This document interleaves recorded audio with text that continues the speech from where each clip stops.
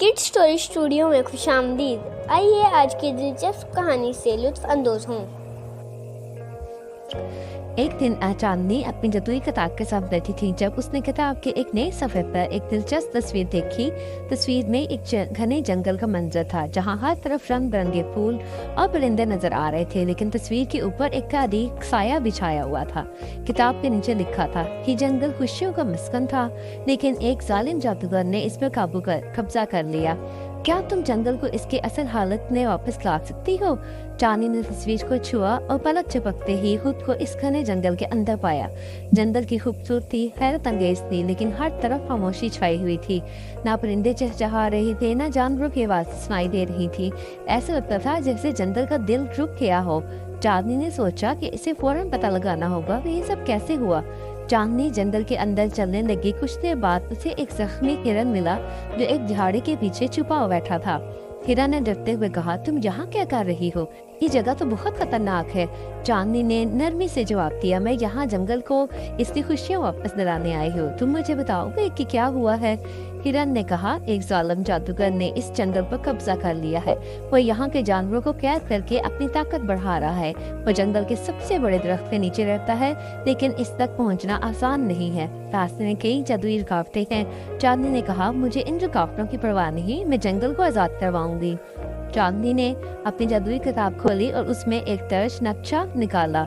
नक्शे ने उसे जादूगर के ठिकाने तक पहुंचने का रास्ता दिखाया, लेकिन रास्ते में मुख्तलिफ इम्तिहानात भी थे।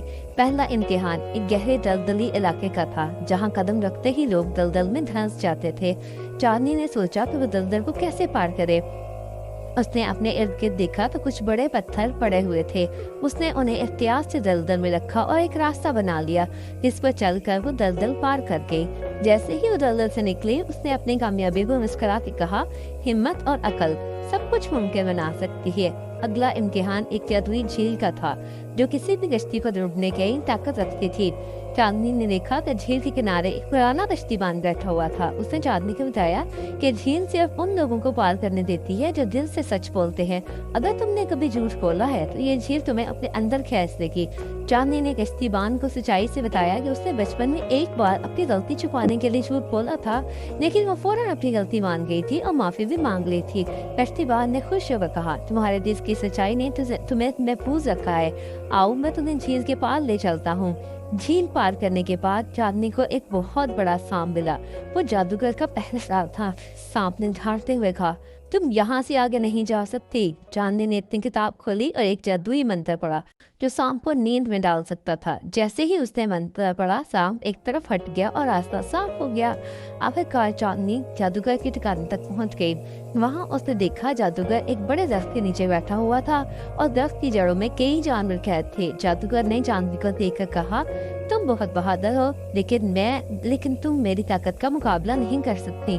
चांदनी ने जवाब दिया, जालिम हमेशा हार जाता है और नेकी हमेशा जीतती है। उसने अपनी किताब खोली और एक खास जादुई मंत्र पढ़ा जो जंगल की असल रूह को वापस बुला सकता था।